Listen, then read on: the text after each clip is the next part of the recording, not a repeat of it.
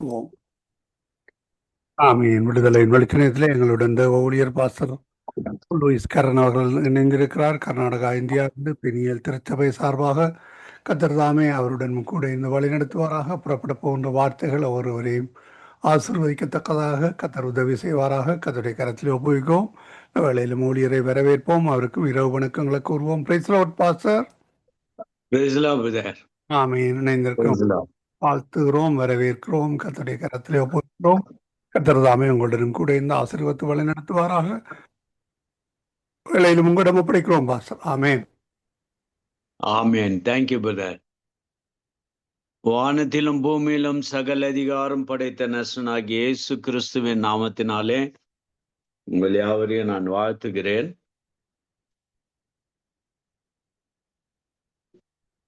கர்த்தருடைய நாமம் மகிமைப்படுவதாக.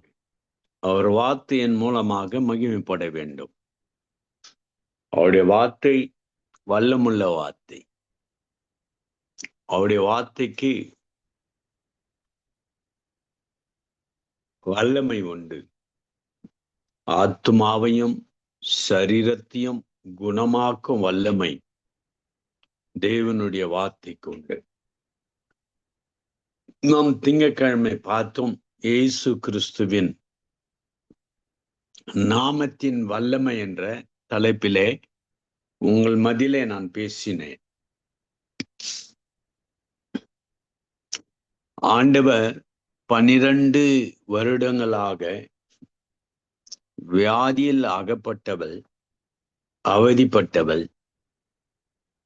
அவள் இயேசுவின் பின்னாக தொடர்ந்து வந்து வஸ்திரத்தை தொட்ட பிறகு வல்லமை அவளுக்குள் பிரவேசித்தது. அவள் சுகமடைந்தாள் என்று வேதத்தில் பார்க்கிறோம். கர்த்தருடைய பரிசுத்த நாமத்திற்கு ஸ்தோத்திரம் உண்டாவதாக. இந்த வேளையிலே அவளை பார்த்து அவர் சொன்ன வார்த்தை குறித்து ஆராய்ந்தோம். மார்க்கு 5:34. அவர் அவளை பார்த்து, மகளே, உன் விசுவாசம் உன்னை ரட்சித்தது.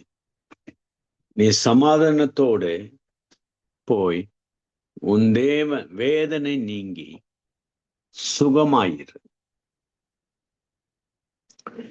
அவருடைய வார்த்தைகளை பார்க்கும்போது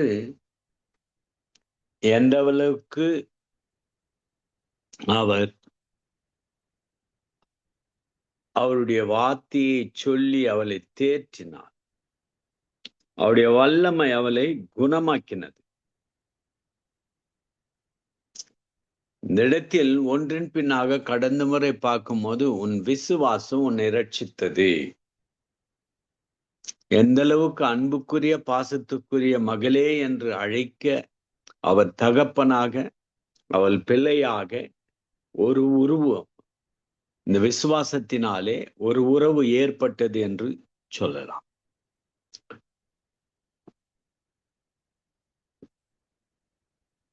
விசுவாசம் உன்னை ரட்சித்தது.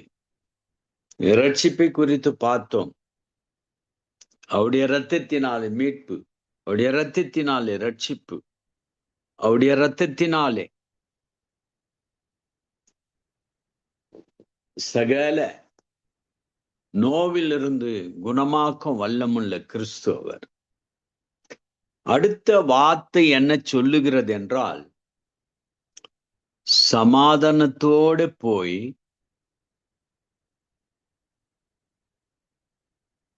உன் வேதனை நீங்கி சுகமாயிரு. சமாதானத்தோடு போ.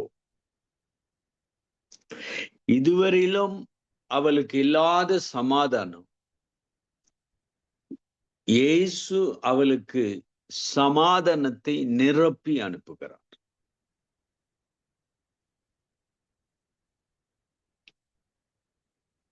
ஒன்று, தெய்வத்திற்கும் அவளுக்கும் சமாதானம் இல்லாமல் இருந்தது. அடுத்தது, தன் வாழ்க்கையில் இந்த வியாதியின் நிமித்தமாக சமாதானமற்றவளாய் இருந்தார். இந்த சமாதானம் இல்லாமல் இருந்தது, அல்லது சொல்ல போனால் அதிக குறைவாக இருந்தது. அப்போ இல்லாதது ஒன்றை கொடுக்கிறார். சமாதானத்தோடு போ. இந்த சமாதானம் என்பது இந்த காலகட்டத்தில் எல்லோருக்கும் தேவை ஒன்று. பூமியிலே சமாதானம். என்றைக்கு இயேசு பூலோகத்தில் கால் எடுத்து வைத்தாரோ அன்றைக்கே தெய்வீக சமாதானம் இந்த பூலோகத்துக்கு வந்தது. கர்த்தருடைய பரிசுத்த நாமத்திற்கு ஸ்தோத்திரம் உண்டாவதாக. இஸ்ரவேலின் தேவன் மகா பரிசுத்தமுள்ள தேவன். அவருடைய நாமம் உயர்த்தப்பட்ட நாமம். அவருடைய நாமத்தை நம்புகிற யாவருக்கும் பாவம் மன்னிக்கப்பட்ட பிறகு நம்முடைய இதயங்களை ஆளுகை செய்வது அவருடைய சமாதானம். அவருடைய சமாதானத்தினாலே ஆண்டவர் நம்மை நிரப்புகிறார். அவருடைய சமாதானம் நமக்கு தேவை. முதலாவது, மனிதனுக்கு, தெய்வத்திற்கும் மனிதனுக்கும் சமாதானத்தை பெற்றுக்கொள்ள வேண்டும். இந்த சமாதானம் தெய்வத்தோடு இருக்க வேண்டும் என்றால்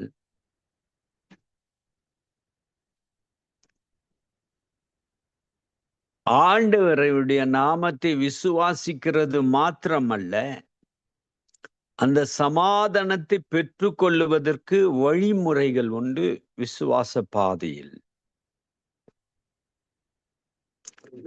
தன் வாழ்க்கையின் குறைவுகள், குற்றங்கள், பாவங்கள் அறிக்கையிட்டு சுத்திகரித்து மன்னிப்பு கேட்ட பிறகு, கர்த்தர் பாவத்தை மன்னித்த பிறகு நமக்குள்ளே சமாதானம் பெறுகிறது. அந்த சமாதானத்தினாலே நாம் தேவனை அண்டி வாழ்வதற்கு ஆண்டவர் கொடுக்கிற இந்த கிருபையான வார்த்தை. கனிகளில் முக்கியமானது சமாதானம். அப்போ ஒரு மனிதன் சமாதானத்தோடு இருக்க வேணும் என்றால், சமாதானத்தோடு வாழ வேணும் என்று ஆசைப்பட்டால், சமாதானத்தை பெற்றுக் கொள்வதற்கு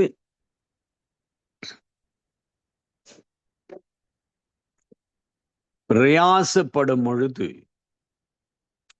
அதற்கு தேவையானது பரிசுத்தம். அந்த பரிசுத்தம் எப்படி வருகிறது என்றால், பாவம் நீக்கப்பட்ட பிறகு பரிசுத்தம் வருகிறது. ஆத்துமா சுத்திகரிக்கப்படுகிறது. சுத்திகரிக்கப்பட்ட அந்த ஆத்துமா, சுத்தமான அந்த ஆத்துமா, அந்த ஆத்துமாவுக்கு இவ்வளவு நாட்கள் இல்லாத சமாதானத்தை, தெய்வீக சமாதானத்தை கர்த்தர் கொடுக்கிறார்.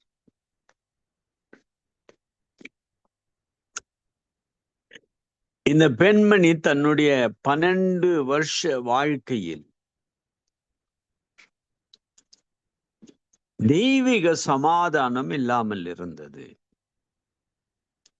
வாழ்க்கையில் சமாதானம் இல்லாமல் இருந்தது. இந்த சமாதானத்தை அடைவதற்கு இவள் எடுத்த முயற்சிகள்,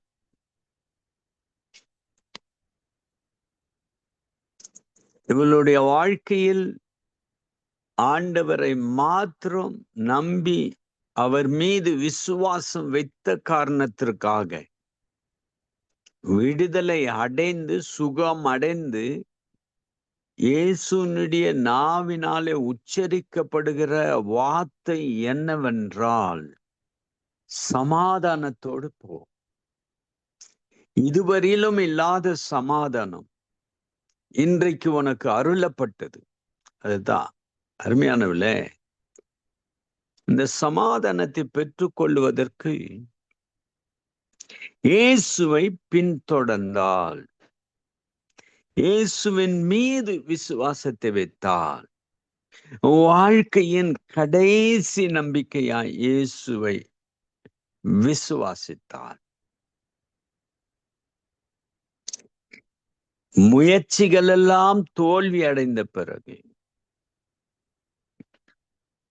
ஏமாற்றங்களை சந்தித்த பிறகு, ஒன்றும் உதவவில்லை என்ற நிலையில் தள்ளப்பட்ட பிறகு, பணத்தை எல்லாம் இழந்த பிறகு, பணத்தை இழக்கும் போது சமாதானற்றவளாயிருந்தாள். மாத்திரை சாப்பிட்டு குணமாகாதபடி சமாதானத்தை இழந்தவளாயிருந்தாள். எத்தனையோ இடங்களில் சென்று பணங்களை அழித்ததும் சமாதானம் இல்லாமல் இருந்தாள். தன் வாழ்க்கையில் எடுத்த முயற்சிகள் எல்லாம் தோல்வி அடைந்த நிலையில்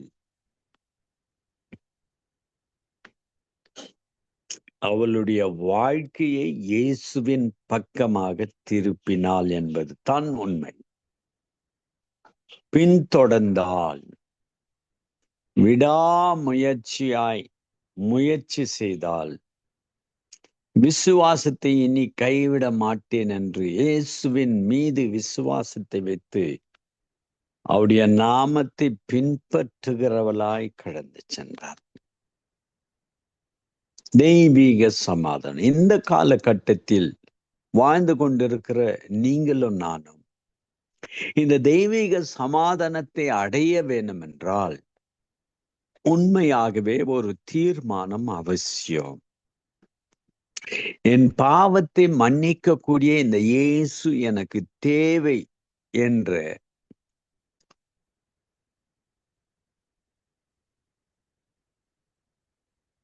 தீர்மானத்தை அடைய வேண்டும். தீர்மானத்தை எடுக்க வேண்டும். இந்த தீர்மானம் எடுத்தால் ஒழிய தெய்வீக சமாதானத்தையும் தெய்வீக பாவ மன்னிப்பும் பெற்றுக்கொள்ள முடியாது.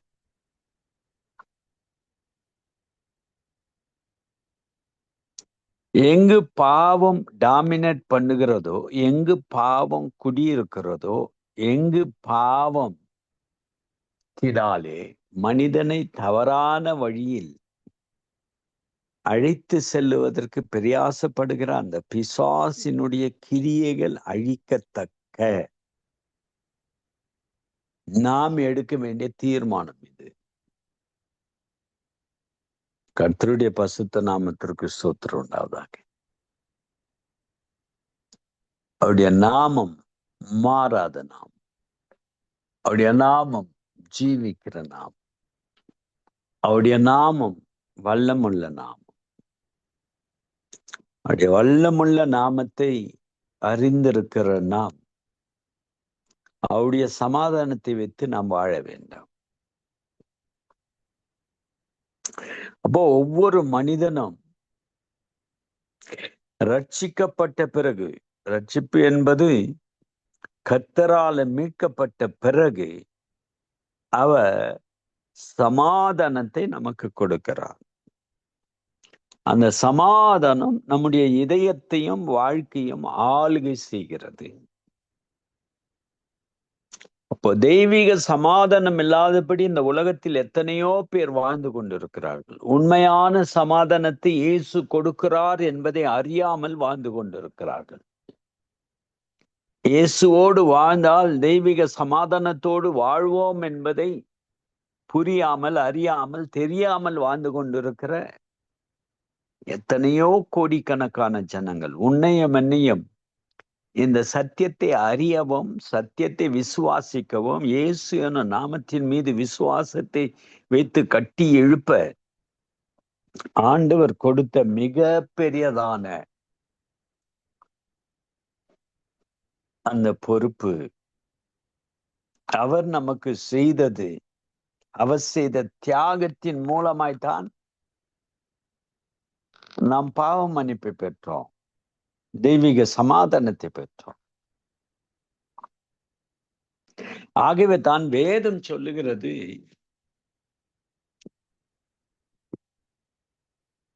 சங்கீதக்காரன் சொல்லும் போது சொல்லுகிறான், கர்த்தர் தம்முடைய ஜனத்திற்கு பலனை கொடுப்பார், கர்த்தர் தம்முடைய ஜனத்திற்கு சமாதானத்தை அருளி அவர்களை ஆசீர்வதிப்பார். பாவம் செய்கிற மனிதன் பலவீனத்தினாலே தாக்கப்படுகிறான். பாவம் செய்கிற மனிதன் சமாதானத்தை இழக்கிறான். பாவம் செய்கிற மனிதன், குற்றத்தை தொடர்ந்து செய்து வருகிற மனிதன் தெய்வீக ஆசீர்வாதத்தை இழக்கிறான். இதுதான் புரிந்து கொள்ள வேண்டும். நாம் வாழ்ந்து கொண்டிருப்பது கிருபையின் காலம். இந்த கிருபையின் காலத்தில் வாழ்ந்து கொண்டிருக்கிற நீங்களும் நானும் கிருபை இருக்கிறது என்று மனப்போன வழியில் நடக்கக்கூடாது. ஆலயத்திற்கு வருகிற கடமைக்காக, கட்டாயத்திற்காக அவர் தொழுது கொள்கிறேன், யாரோ 4 பேர் பாடுறாங்க, அவங்களோடு சேர்ந்து பார். இன்றைக்கு வேதத்தை சுமந்து வருகிற விசுவாசிகள் குறைவாக ஏற்பட்டது.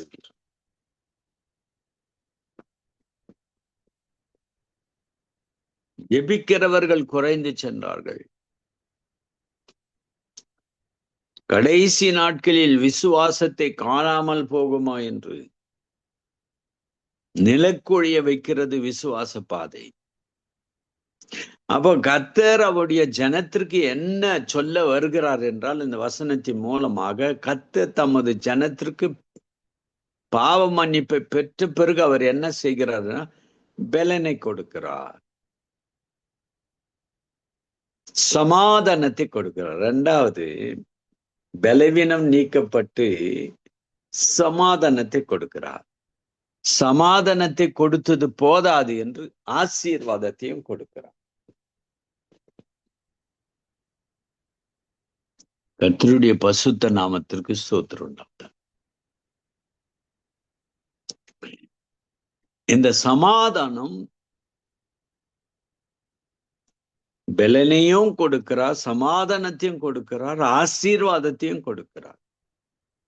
இதுதான் கர்த்தரை தேடி தன்னுடைய வாழ்க்கையில் சுத்தத்தோடு வாழ, பசுத்தத்தோடு வாழ வேண்டும் என்று விரும்புகின்ற ஒவ்வொருவருக்கும் கர்த்தர் மிக பெரிய ஆசீர்வாதத்தை கொடுக்கிறார். 119ஆம் சங்கீதம் இந்த சமாதானத்தை குறித்து வேதம் என்ன சொல்லுகிறது என்பதை ஆணிதரமாக ஆண்டவராக இயேசுவின் நாவிலிருந்து புறப்பட்டு வந்த வார்த்தை, அவளை பார்த்து சமாதானத்தோடு போ. அப்போ உனக்கும் எனக்கும் தெய்வீக சமாதானம் இருக்க வேண்டும். உம்முடைய வேதத்தை நேசிக்கிறவர்களுக்கு மிகுந்த சமாதானம் உண்டு, அவர்களுக்கு இடரில் இல்லை. அப்போ வேதத்தை நேசிக்க நேசிக்க தெய்வீக சமாதானத்தை பெற்றுக்கொள்ளுகிறோம். இந்த உலகம் கொடுக்க கூடாத சமாதானத்தை பெற்றுக்கொள்ளுகிறோம். இந்த உலகத்தின் சமாதானம் குறைவு. இந்த உலகத்தின் சமாதானம் இல்லாமல் போகும். தெய்வீக சமாதானம்,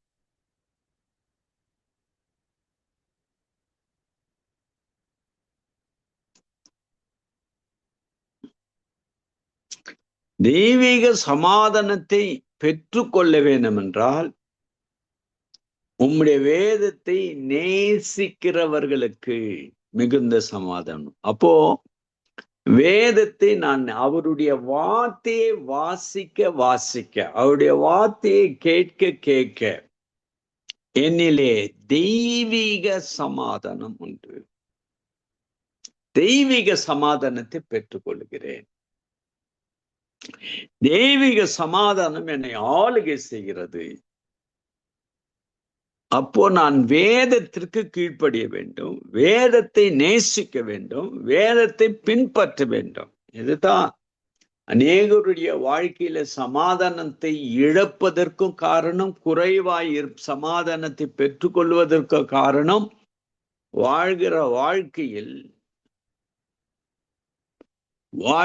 வாழ்க்கையில் விசுவாச வாழ்க்கையில் வேதத்தை நேசிக்கிறவர்களுக்கு கொடுக்கப்படுகிற சமாதானம். அப்போ இந்த விசுவாச பாதையில் நீ எந்த அளவுக்கு தேவனுடைய வசனத்தை நேசிக்கிறாயோ அந்த அளவுக்கு உனக்குள்ளே சமாதானம், தெய்வீக சமாதானம் நிரப்பப்படுகிறது. இந்த தெய்வீக சமாதானத்தை பெற்று வாழ வேண்டும். இந்த தெய்வீக சமாதானம் நம்மை ஆளுகை செய்ய வேண்டும். கர்த்தரை நோக்கி பார்க்கிறவர்களுக்கு பலன் உண்டு, சமாதானம் உண்டு, ஆசீர்வாதம் உண்டு. அவருடைய வேதத்தை நேசிக்கிறவர்களுக்கு சமாதானம் உண்டு. அப்போ அவருடைய வேதத்தை வாசித்து அதை நடைமுறையில் நம்முடைய வாழ்க்கையில் கொண்டு வரும்போது தெய்வீக சமாதானம் என்னை ஆளுகை செய்கிறதாய் மாறுகிறது. கர்த்தருடைய பசுத்த நாமத்திற்கு ஸ்தோத்திரம் உண்டாவதாக.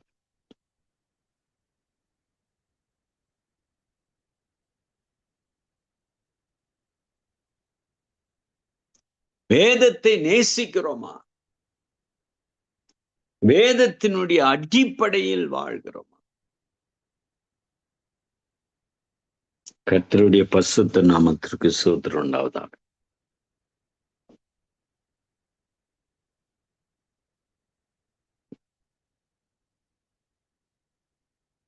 மாறாத நாமத்தை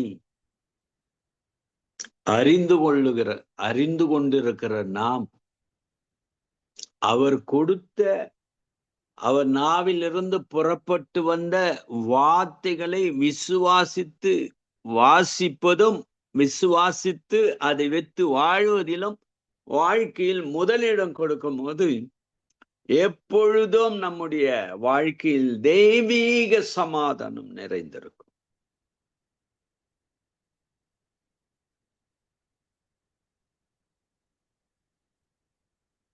நீதிமொழிகள் அருமையாக சொல்லுகிறான். 3ஆம் அதிகாரம் 17ஆம் வசனம் சமாதானத்தை பற்றி. அதன் வழிகள் இனிதான வழிகள், அதன் பாதையெல்லாம் சமாதானம்.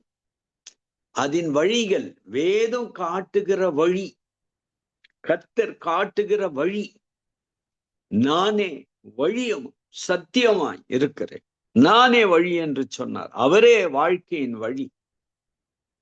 அவரே நம்முடைய வாழ்க்கை, தனிப்பட்ட வாழ்க்கைக்கு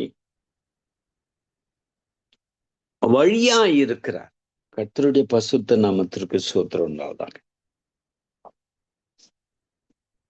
அவர் போதுமானவராய் இருந்து நம்மை ஆதரிக்கிறார், காப்பாற்றுகிறார்.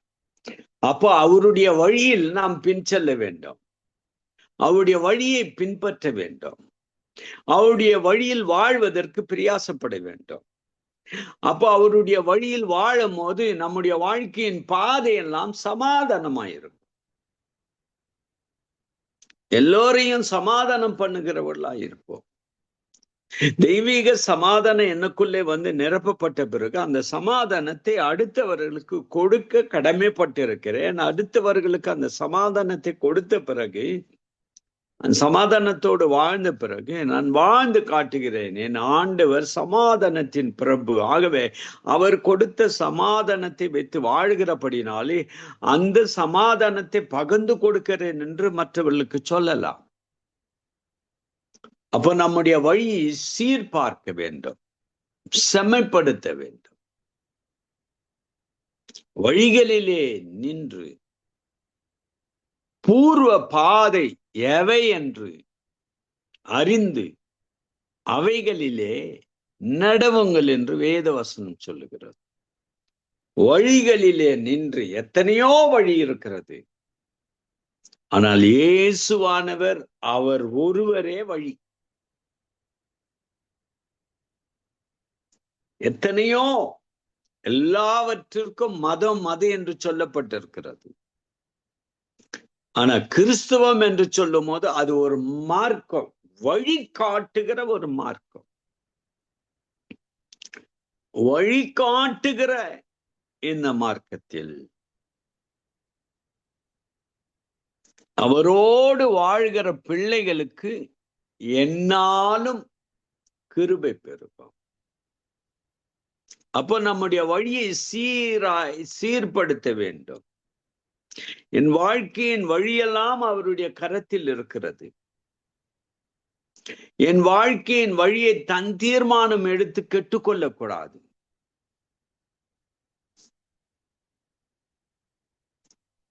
அவர் வழிநடத்தினார் என்றால் அது உண்மையாகவே மேலானதாய் இருக்கும்.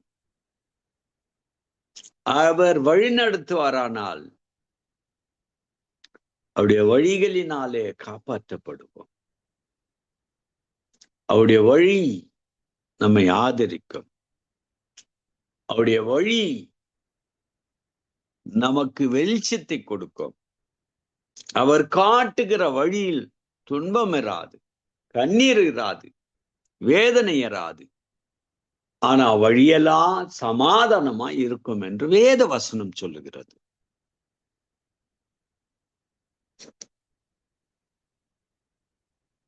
ஏசாயா தீர்க்கதரிசி இன்னும் ஒரு மேல்படி சென்று அவர் சொல்லுகிற இந்த சமாதானத்தின் வார்த்தையை பார்க்கும் பொழுது ஏசாயா 26:3 உம்மை உறுதியாய் பற்றி கொண்ட மனதுடையவன் உம்மையே நம்பி இருக்கிறபடியினால் நீர் அவனை பூரண சமாதானத்துடன் காத்து கொள்வே. உறுதியாய் பற்றி கொள்ளுதல்.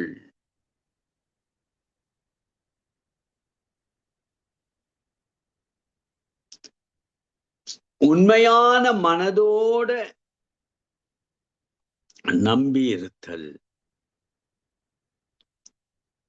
உறுதியாய் பற்றி இருக்க வேண்டும்.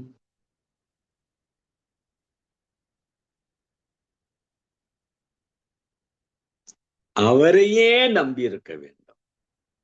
அப்பதான் அவர் என்ன செய்கிறார் என்றால் நீர் அவனை பூரண சமாதானத்துடன் காத்து கொள்ளுங்க. அப்போ இந்த சமாதானம் என்னை விட்டு வெளியேறாதபடி என்னை காக்கும் கர்த்தருடைய கரம் என்னை தாங்குகிறது.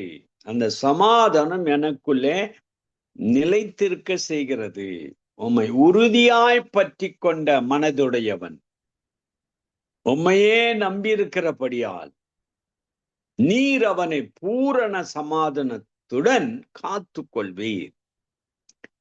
அப்போ உறுதியாய் கர்த்தரை பற்றி இருக்க வேண்டும். நம்பிக்கையோடு உறுதியாய் இருக்க வேண்டும். கர்த்தருடைய பசுத்த நாமத்திற்கு ஸ்தோத்திரம் உண்டாவதாக. அவர் ஒருவரே கர்த்தர். அவர் ஒருவரே மாறாதவர். அவர் ஒருவரே ஜீவிக்கிறவர். அவரை தான் உறுதியாய் பற்றி கொள்ள வேண்டும்.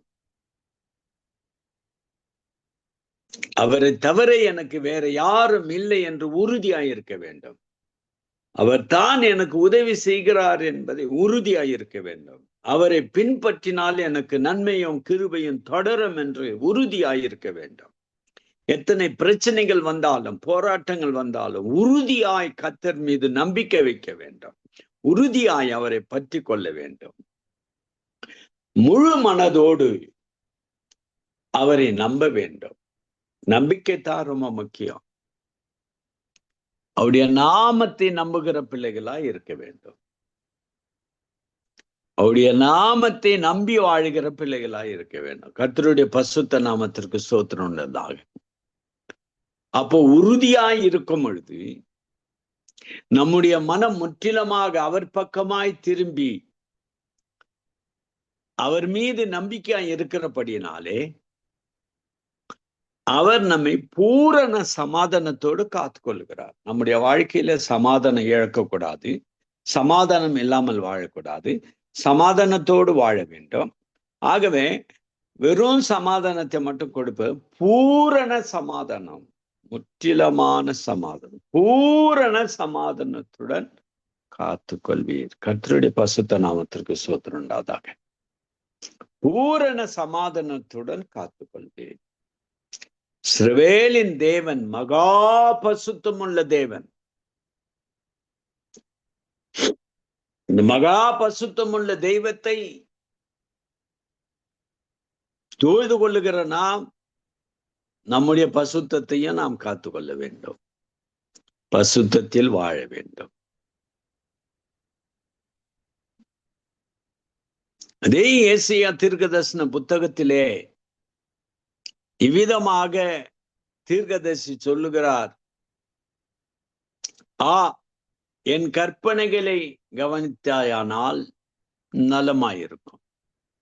அப்போது உன் சமாதானம் நதியைப் போலவும் உன் நீதி சமாதானத்தின் அலைகள் சமுத்திரத்தின் அலைகளைப் போலவும் இருக்கும்.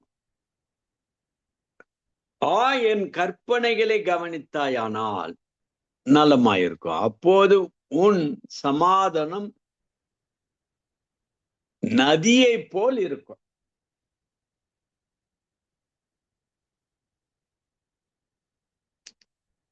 அப்போ கவனிக்க வேண்டிய நிலையில் இருக்கிறோம், கவனம் செலுத்த வேண்டும். அவருடைய கற்பனைகளை கவனம் செலுத்துகிற பிள்ளைகளாய் இருக்க வேண்டும். அப்போ அவருடைய கற்பனைகளும் கட்டளைகளும் அவருடைய வார்த்தை என்னும் வல்லமுள்ள வார்த்தையை பின்பற்றுகின்ற, அதை வைத்து வாழ்கிற, அதற்கு கீழ்ப்படுகிற ஒவ்வொருவரையும் ஆசீர்வதிக்கிற கர்த்தர் அவர். என் கற்பனைகளை கவனித்தாயானால் நலமாயிருக்கும்.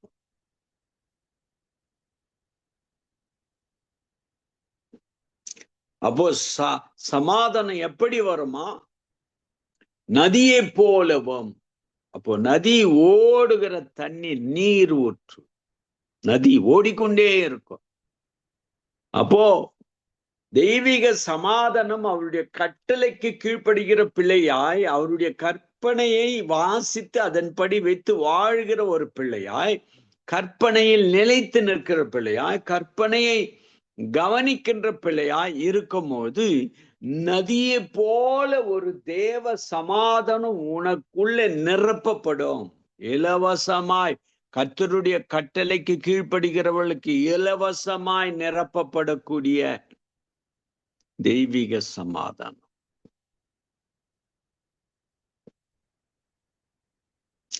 இந்த உலகத்தில் ஆண்டவர் ஏதேன் தோட்டத்தை படைத்து இருவரையும் அங்கு வைத்தார். அருமையான வாழ்க்கை அவர்களுக்கு, ஆசீர்வதிக்கப்பட்ட வாழ்க்கை.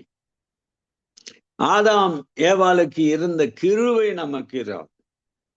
ஏனென்றால் தினமும் ஆண்டவரோடு பேசுகிற வாழ்க்கை, கர்த்தருடைய சத்தத்தை கேட்கின்ற ஒரு கிருபை அவர்களுக்கு இருந்தது. பாவம் என்றைக்கு வந்ததோ அந்த ஏதேன் தோட்டத்திலே அந்த பாவத்தை செய்த பிறகு பாவத்தினுடைய விளைவு தெய்வீக சமாதானத்தை இழந்தார்கள். இங்கத்தான் பார்க்கணும், நம்ம தெய்வீக சமாதானத்தை இழந்தார்கள்.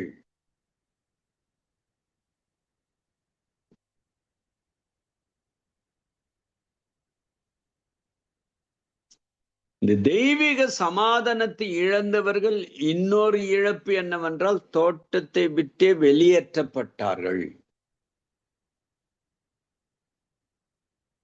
கர்த்தருடைய பரிசுத்த நாமத்திற்கு ஸ்தோத்திரம் உண்டாவதாக.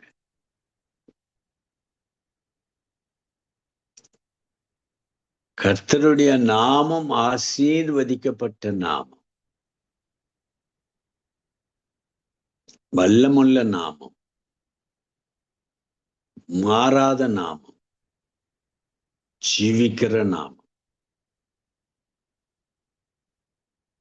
ஆகவே இயேசுவை பற்றி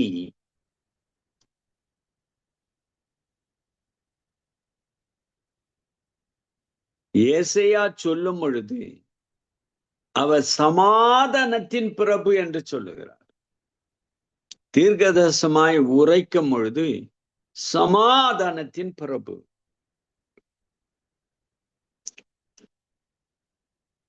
அப்போ அந்த காலமாய் ஏதேன் தோட்டத்திலிருந்து துரத்தப்பட்ட வெளியேற்றப்பட்டவர்கள் அவளுடைய ஜெனரேஷன்கள் துவங்கினது. அந்த ஜெனரேஷன்கள் துவங்கின அந்த காலகட்டத்திலே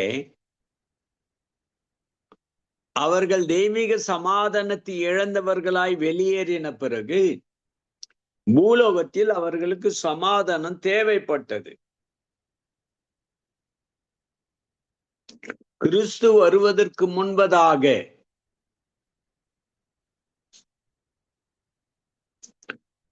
சமாதானத்திற்காக ஒரு பலியிடப்பட்டது, சமாதானத்தின் பலி. அப்போ பலி செலுத்தி சமாதானத்தை பெற்றுக் கொண்டிருந்தான். ஒரு பலி செலுத்த வேண்டுமென ஒரு ஆடு அடிக்க வேண்டும். ஆடு தேவை என்றால் பணத்தை கொடுத்து வாங்க வேண்டும், இல்லா கஷ்டப்பட்டு நீ வளர்க்க வேண்டும். அப்ப சமாதானம் இயேசு கிறிஸ்து வருகின்ற வரையிலும் தெய்வீக சமாதானத்தை பெற்றுக்கொள்வதற்கு அவர்கள் செய்த காரியங்களை பார்க்கும் போது ஆடு அடிக்கப்பட வேண்டும். ஆடு அடிக்கப்பட்ட பிறகு அது ரத்தம் சிந்தப்பட்ட பிறகு பாவம் மன்னிப்பை பெற்று சமாதானத்தை பெற்றுக் கொள்கிறார். இயேசுவானவர் வருவதற்கு முன்பா வந்த பிறகு என்றைக்கு பூலோகத்தில் கால் எடுத்து வைத்தாரோ இந்த பூமி தெய்வீக சமாதானத்தை இழந்திருந்தது. இயேசு கிறிஸ்துவின் மூலமாக தெய்வீக சமாதானம் இந்த பூலோகத்திற்கு வந்தது. இதை அறியாமல் புரியாமல் வாழ்கிற கோடிக்கணக்கான ஜனங்களுக்கு இந்த செய்தி அவசியம். எத்தனை குடும்பங்களில் சமாதானம் இல்லை, எத்தனை வாழ்க்கையில் சமாதானம் இல்லை, எத்தனை பேர் சமாதானம் இல்லாதபடி தற்கொலை செய்கிறான், எத்தனை பேர் தன்னுடைய வாழ்க்கையில் சமாதானத்தை இழந்தவர்களாய் இருக்கிறார். அதுக்குத்தான் ஆண்டவர் சொன்னாரு, பூலோகத்திலே பூமியிலே சமாதானம். இந்த பூமியிலே சமாதானத்தை கொடுக்க இயேசு கிறிஸ்து இந்த உலகத்தில் வந்தார். பூமியிலே சமாதானத்தை கொடுக்க வந்தார். தான் சொன்னாரு யோவான் 14:27, சமாதானத்தை உங்களுக்கு வைத்து போகிறேன், என்னுடைய சமாதானத்தையே உங்களுக்கு கொடுக்கிறேன். இந்த உலகம் கொடுக்கிற பிரகாரம் நான் உங்களுக்கு கொடுப்பதில்லை. உங்கள் இருதயம் கலங்காமலும் பயப்படாமலும் இருப்பதாக. அப்போ இந்த உலகத்தை கம்பேர் பண்றாரு. உலக சமாதானம் அற்பம், உலக சமாதானம் குறைவு, உலக சமாதானம் காணாமல் போய்விடும், உலக சமாதானம் நிரந்தரம் இல்லை.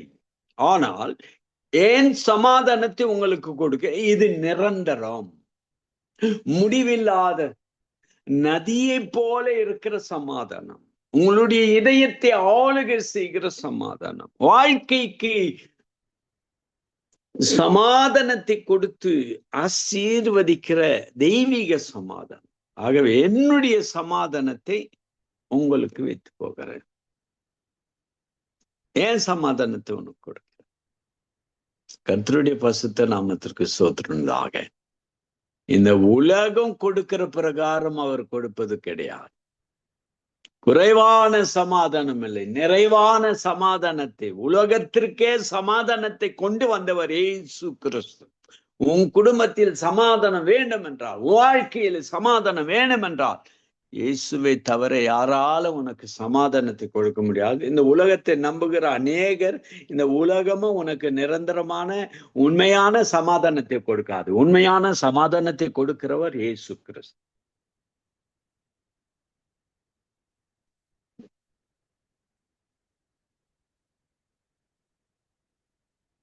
அடுத்த அதிகாரத்திலே 16 அதிகாரம் 33 வசனத்தில் இயேசு பொன்னான வார்த்தை சொன்னது, என்னிடத்தில் உங்களுக்கு சமாதானம் உண்டாயிருக்கும் பொருட்டு இவைகளை உங்களுக்கு சொன்னேன்.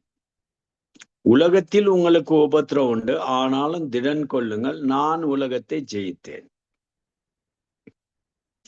என்னிடத்தில் உங்களுக்கு சமாதானம் உண்டாயிருக்கும் பொருட்டு இவைகளை உங்களுக்கு சொன்னேன். அப்போ ஒவ்வொரு தனிப்பட்ட நபரும் இயேசு கிறிஸ்துவின் நாமத்தின் வல்லமையினாலே, இயேசுவின் நாமத்தின் கிருபையினாலே, இயேசுவின் நாமத்தின் ஆசீர்வாதத்தினாலே அவருடைய சொந்த சமாதானத்தையே நாம் பெற்றுக்கொள்ளக்கூடிய தகுதி பெற்றிருக்கிறோம். கர்த்தருடைய பரிசுத்த நாமத்திற்கு ஸ்தோத்திரம் உண்டாவதாக. எனக்கு அருமையானவளே, ஏனென்றால் அவர் சொல்ற வார்த்தை, இந்த உலகத்துல உனக்கு உபத்திரம் உண்டு, ஆனாலும் திடன் கொள், நான் உலகத்தை ஜெயித்தேன். இந்த உலகம் உன்னை சமாதானம் இல்லாதபடி அலக்கழிக்கும், ஆனா இந்த உலகத்தை ஜெயித்த நான் உனக்கு சமாதானம் உண்டாயிருக்கும். கர்த்தருடைய பரிசுத்த நாமத்திற்கு ஸ்தோத்திரம் உண்டாவதாக. இஸ்ரவேலின் தேவன் மகா பரிசுத்தமுள்ள தேவன். பவுல் சொல்லும் போது பிலிப்பிய சபைக்கு அருமையாக சொல்லுகிறார், அப்போது எல்லா புத்திக்கும் மேலான தேவ சமாதானம் உங்கள் இருதயங்களையும் உங்கள் சிந்தனைகளையும் கிறிஸ்து இயேசுக்குள்ளாக காத்து கொள்ளும். எல்லா புத்திக்கும் மேலான தேவ சமாதானம். தேவ சமாதானம் எல்லா புத்திக்கும் மேலானது. தேவ சமாதானத்தை பெற்றுக்கொள்வதற்கு இந்த கிருபையின் காலத்திலே அது இலவசமாய் நமக்கு கொடுக்கப்பட்டது. பழைய ஏற்பாட்டின் காலத்தில் ஆடு அடித்து பலி செலுத்திய பிறகு, சமாதானத்தின் பலி செலுத்தப்பட்ட பிறகு சமாதானம் கிடைக்கிறது, தெய்வீக சமாதானம். புதிய ஏற்பாட்டில் இயேசு கிறிஸ்து ஒருவரே நமக்காக பலியானார். அவருடைய பலி செலுத்தப்பட்டது, அவருடைய ரத்தம் சிந்தப்பட்டது, அவருடைய வாழ்க்கை அர்ப்பணிக்கப்பட்டது, அவருடைய வாழ்க்கையை நமக்கு கொடுத்தார் நாம் தெய்வீக சமாதானத்தை பெற்றுக் கொள்வதற்கு. எனக்கு அருமையானவர்களே, யாரார் உள்ளத்தில் சமாதானம் இல்லையோ, யாரார் குடும்பத்தில் சமாதானம் இல்லையோ, இயேசுவை தவிர வேறு ஒருவரால உண்மையான சமாதானத்தை கொடுக்க முடியாது.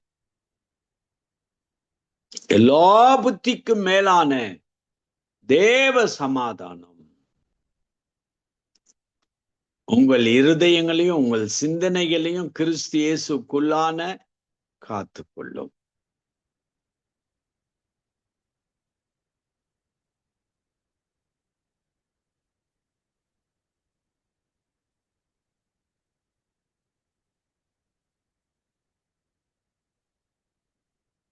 அப்போ நம்முடைய இதயத்துல எப்பொழுதும் தெய்வீக சமாதானம் இருக்க வேண்டும், தெய்வீக சமாதானத்தோடு வாழ வேண்டும். இந்த தெய்வீக சமாதானம் நம்முடைய உள்ளத்தை ஆளுகை செய்ய வேண்டும். இந்த இதயத்தில் அவருடைய சமாதானம் நிரப்பப்பட்டவர்களாய் இருக்க வேண்டும். அப்ப இந்த சமாதானத்தை இந்த உலகத்திற்கு எடுத்து செல்ல வேண்டும். இயேசு ஒருவரே சமாதானத்தின் பிரபு. கண்களை மூடி நாம் ஜெபம் செய்வோம். வானத்திலும் பூமியிலும் சகல அதிகாரம் படைத்த நசனாகிய இயேசுவே, உடைய பரிசுத்த நாமத்திற்கு ஸ்தோத்திரம். அவளை பார்த்து நீ சமாதானத்தோடு போ என்று சொன்னேன். இந்த இரவு நேரத்தில் அதே கர்த்தர் உயிரோடு இருக்கிறேன். இந்த பிரசங்கத்தை கேட்டுக்கொண்டிருக்கிற ஒவ்வொருவருக்கும் தெய்வீக சமாதானத்தினாலே நிரப்புவீராக. சமாதானத்தோடு வாழ்க்கையை நடத்து என்று சொல்லும். ஒவ்வொருவருடைய வாழ்க்கையில் உம்முடைய தெய்வீக சமாதானம் இருக்கட்டும். மட்டும் காத்தவர். எந்தெந்த குடும்பங்களில் சமாதானம் இல்லை, எந்தெந்த வாழ்க்கையில் சமாதானம் இல்லை, எந்தெந்த கணவன் மனைவிக்கு சமாதானம் இல்லையோ, எந்த பெற்றோருக்கு பிள்ளைகளுக்கு சமாதானம் இல்லை, ஏதோ பாவத்தின் நிமித்தமாக சமாதானத்தை இழந்திருக்கிற, தெய்வீக சமாதானத்தை இழந்திருக்கிறவர்களுக்கு உம்முடைய சத்தியத்தினாலே விடுதலை கூடும். ரட்சிப்படையட்டும், மீட்கப்படட்டும், பாவ அடிமதினத்திலிருந்து விடுதலை பெற்று தெய்வீக சமாதானத்தை பெற்று வாழட்டும். ஆசீர்வாதம் இயேசுவின் நாமத்தினால கேட்கிற நல்ல பிதாவே, ஆமென். நம்முடைய கர்த்தராகிய இயேசு கிறிஸ்துவினுடைய கிருபையும் பிதாவாகிய தேவனுடைய அன்பும் பசுத்த ஆவியினுடைய ஐக்கியமும் நாம் அனைவரோடும் கூட இருப்பதாக. ஆமேன், ஆமேன். பிரைஸ் தி லார்ட் ஐயா. ஆமேன், ஆமேன். கர்த்தர் தந்த தெய்வீக சமாதானத்தை ஒருவருக்காக விதைத்திருக்கிறீர்கள். பெற்ற சமாதானத்தை மற்றவர்களும் பெற்றுக்கொள்ள வேண்டும் என்ற அந்த வாஞ்சியோடு எடுத்து வந்த தேவ செய்திக்காக நன்றி செலுத்துகிறோம், வாழ்த்துகிறோம். பெற்றுக்கொண்டோம் என்ற அந்த விசுவாசத்தோடு ஒவ்வொருவரும் கர்த்தரண்டை திரும்பி அந்த தெய்வீக சமாதானத்தை பெற்றுக்கொள்ள கர்த்தர் உதவி செய்வாராக. கர்த்தருடைய கரத்திலே உங்களை உங்கள் குடும்பத்தாரை ஒப்புவிக்கிறோம். அடுத்த வாரத்திலே திரும்பவுமாக இதை வழியிலே சந்திப்போம் பாஸ்டர். அதுவரை இந்த வசனத்தை கூறுகிறோம், வாழ்த்துகிறோம், ஆசீர்வதிக்கிறோம். கர்த்தருடைய கரத்திலே உங்களையும் ஊழியங்களையும் உபயோகிக்கிறோம். வாரத்தின் முதல் நாளிலே பிரசங்க பீடத்தில் நிற்கின்ற பொழுதும் சபையிலே ஊழியங்களை செய்கின்ற பொழுதும் கர்த்தர் தாமே உங்களுடனே கூட இருந்து ஆசீர்வதித்து வழிநடத்துவாராக. கர்த்தருடைய கரத்திலே உபயோகிக்கிறோம். அந்த வார்த்தைகளை மறுவொலிப்பிலே கேட்கின்ற ஒவ்வொருவரும் விடுதலை பெற்றுக்கொள்ளத்தக்கதாக கர்த்தர் உதவி செய்வாராக. உங்களையும் வாழ்த்தி ஆசீர்வதித்துக் கொண்டு இந்த வேளையில் விடைபெறுகிறோம். God bless you, Pastor. Amen. God bless you, brother. Thank you. ஆமேன், ஆமேன்.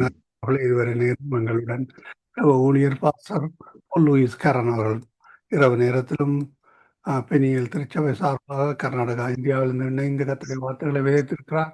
கர்த்தர் தாமே அவருடனும் கூட இருந்து ஆசீர்வாதங்களை நடத்துவாராக. கர்த்தருடைய கரத்திலே ஒப்புவிப்போம். கர்த்தருடைய நாமம் ஒன்றே மகிமைப்படுவதாக. ஆமேன், ஆமேன், ஆமேன்.